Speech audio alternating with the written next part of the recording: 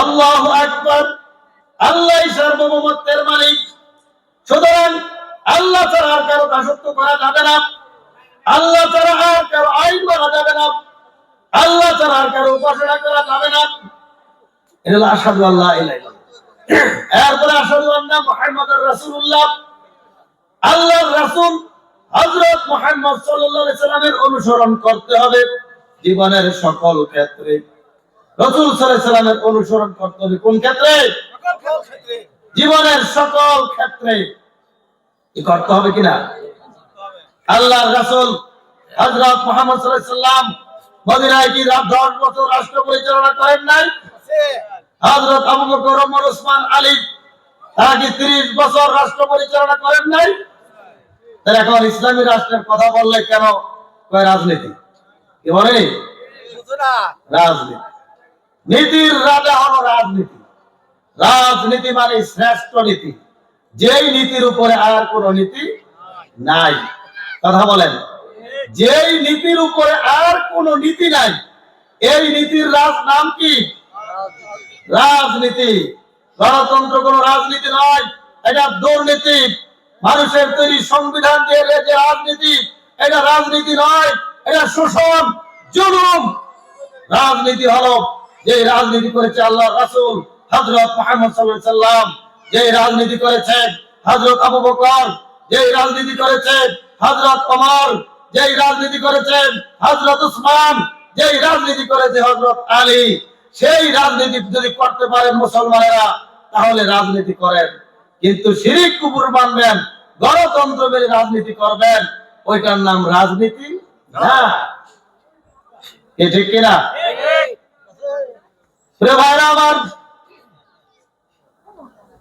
আল্লাহর রাসূল হযরত মুহাম্মদ সাল্লাল্লাহু আলাইহি সাল্লাম 10 বছর রাষ্ট্র চালালেন।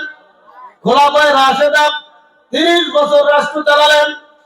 তাহলে 40 বছর রাসূল সাল্লাল্লাহু আলাইহি সাল্লাম এবং খলিফারা মিলে কয় বছর? এই 40 বছরের ইতিহাস।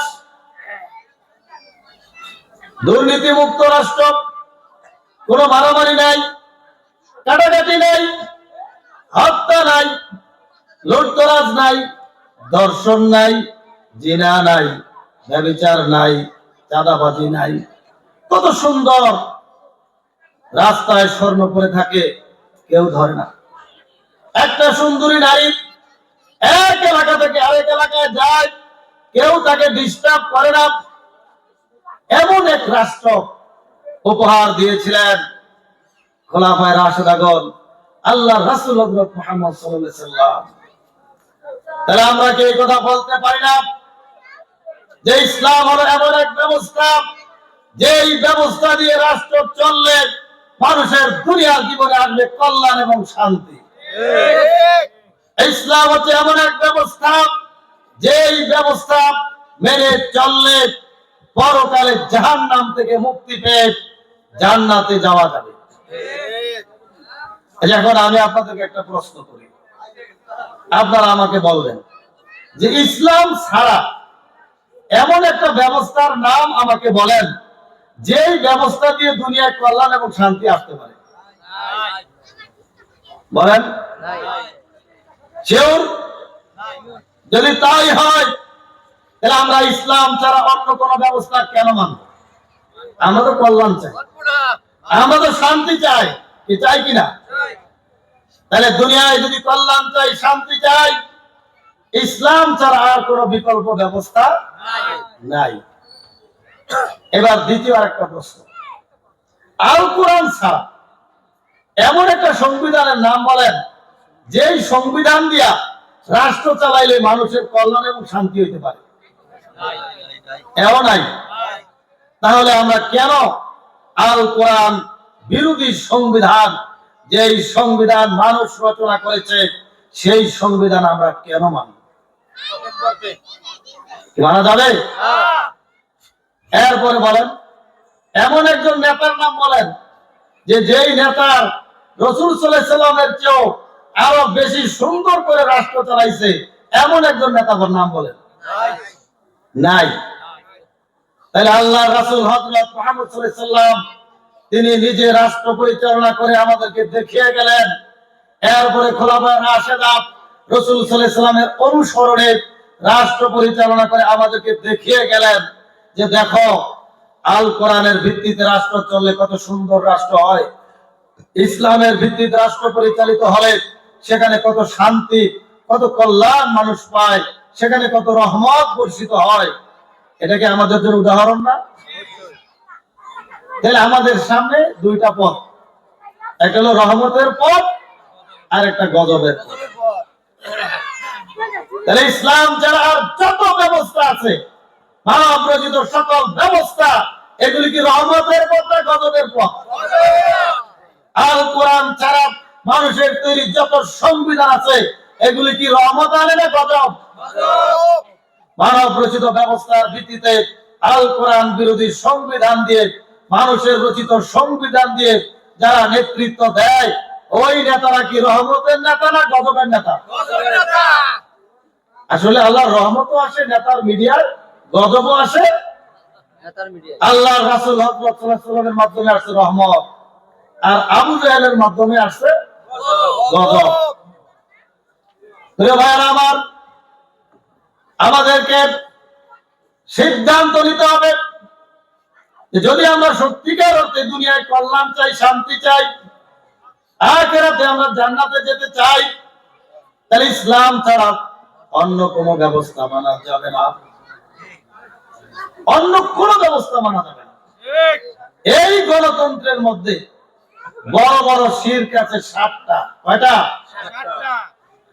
আল্লাহ বলতেছেন আলিল্লাহি মুলকুস সামাওয়াতি ওয়াল আরদ, আকাশ এবং জমিনের সকল ক্ষমতার মালিক একমাত্র আল্লাহ। বলেন, আকাশে ক্ষমতার মালিক কে? আল্লাহ। জমিনে ক্ষমতার মালিক কে? আল্লাহ। আর গণতন্ত্র বলে সকল ক্ষমতার মালিক জনগণ। নাউযুবিল্লাহ, নাউযুবিল্লাহ। তাহলে আল্লাহই সকল ক্ষমতার মালিক, কি সমাজ রাষ্ট্র বাদ দিয়া?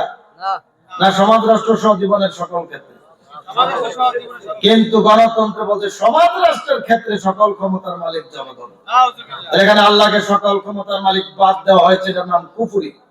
সকল ক্ষমতার মালিক জনগণকে মানা হয়েছে, এটার নাম শিরক।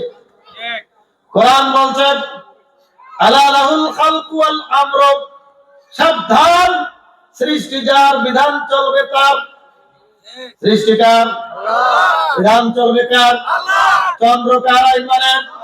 সূর্য কার আইন মানে? আল্লাহ। এই যে বাতাস এখন শৈত্য প্রবাহ চলছে, এই শৈত্য প্রবাহ কার আইন মানে? আল্লাহ। আগুন কার আইন মানে? আল্লাহ। আমেরিকার লস অ্যাঞ্জেলস আগুনের জ্বালায় পড়ে ছাই করে দিয়েছে, ঠিক কিনা? আমেরিকার মতো রাষ্ট্র এই আগুন নিবারণের জন্য বহু চেষ্টা করছে, আশেপাশের রাষ্ট্র থেকেও আগুন নিবারণের জন্য অনেক সরঞ্জামাদি তারা পাঠাইছে, কিন্তু লস অ্যাঞ্জেলসের আগুন নিয়ন্ত্রণে আনতে। আর ইব্রাহিম আলাইহিস সালামকে আগুনে নিক্ষেপ করা হলো, তারা ইচ্ছা করলো ইব্রাহিম আলাইহিস সালামকে আগুনে জ্বালায় পুড়ে ছাই করে দিবেন, বিরাট বড় আগুনের কুণ্ডলী তৈরি করলো। বলেন, ইব্রাহিম আলাইহিস সালামের একটা পশম পড়ছে? তাহলে আগুন আইন মানে কার? আল্লাহ। লস অ্যাঞ্জেলসের আগুন আল্লাহর হুকুমে লস অ্যাঞ্জেলসকে জ্বালায়া পড়ে ছাই করে দিল, আর ইব্রাহিম আলাইহিস সালামের উপরে নিক্ষিপ্ত আগুন একটা পশম পড়ল না।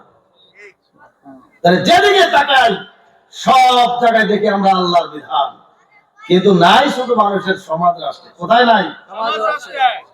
আর সব জায়গায় আছে, আর সব জায়গায় আল্লাহর বিধান আছে, বিধায় সব জায়গায় শান্তি। ছোট্ট একটা মৌমাছির বাসা, একটার সাথে আরেকটা মৌমাছি গায়ে গায়ে লেগে আছে, একটা মৌমাছির সাথে আরেকটা মৌমাছির কোনো দ্বন্দ্ব নাই। কি আছে? পিপিলিকাগুলি দল বেঁধে চলছে, মনে হয় যেন কি সুন্দর শৃঙ্খলা, একটা পিপিলিকার সাথে আরেকটা পিপিলিকার কোনো দ্বন্দ্ব নাই। গাছে পাখিরা বাসা বাঁধে, কি সুন্দর তারা গাছের মধ্যে বসবাস করতেছে, একটা পাখির সাথে আরেকটা পাখির কোনো দ্বন্দ্ব নাই। একটা পুকুরে হাজার হাজার মাছ, একটা মাছের সাথে আরেকটা মাছের দ্বন্দ্ব নাই। একজন রাখাল 100 ছাগল চড়ায় মাঠে, একটা ছাগলের সাথে আরেকটা ছাগলের কোনো দ্বন্দ্ব নাই। একজন রাখাল গরু চড়াইতেছে, একটা গরুর সাথে আরেকটা গরুর দ্বন্দ্ব নাই? যত দ্বন্দ্ব সংঘাত কোথায়? মানুষের মধ্যে, ঠিক কিনা? তাহলে মানুষের মধ্যে কেন এত দ্বন্দ্ব? মানুষ আল্লাহর বিধান বাদ দিয়ে তারা যার যার খেয়াল খুশি মতো চলতেছে, যার যার মতো একটা মতবাদ বানায় বসে রয়েছে। আচ্ছা, ঠিক আছে। তাহলে যার যার মতো মতবাদ মেনে চলা যাবে না। কারণ আমরা যে কালেমা পড়ছি লা ইলাহা ইল্লাল্লাহ, এই কালেমা লা ইলাহা ইল্লাল্লাহর মাধ্যমে মানুষের তৈরি সকল বিধানের আনুগত্যকে অস্বীকার করা হয়েছে। এখন বর্তমানে এই কালেমা হয়েছে ভিক্ষার কালেমা। কিসের কালেমা? যখন ফকিরায় বলে লা ইলাহা ইল্লাল্লাহু মুহাম্মাদুর রাসূলুল্লাহ, তখন বাড়িওয়ালা কি একদম ভিক্ষু খাইছে, ভিক্ষা দিয়া দাও। এই কালেমা যদি আপনি বাংলাদেশের সচিবালয়ের সামনে যেয়ে বলেন লা ইলাহা ইল্লাল্লাহু মুহাম্মাদুর রাসূলুল্লাহ, তারাও আপনাকে ভিক্ষা দেবে। আর যখন অর্থ বলবেন, এই কালেমার অর্থ হলো আমি তোমাদের তৈরি ব্যবস্থা, এই গণতন্ত্র মানি না, তোমাদের রচিত সংবিধান, এই সংবিধানের আনুগত্য আমি করি না, আমি ইসলাম মানি, আল কোরআনকে সংবিধান মানি, তাইলে কি ভিক্ষা দিব না মায়ের দিব? আর এই যুগে যুগে নবী রাসূলরা সাহাবীরা এই কালেমা বলার কারণে ফেরাউন কি করছে? বন্ধুত্ব করছে। নমরুদ কি বন্ধুত্ব করছে? করে নাই। আসেন আমরা এই কালেমার উপরে দাঁড়াই।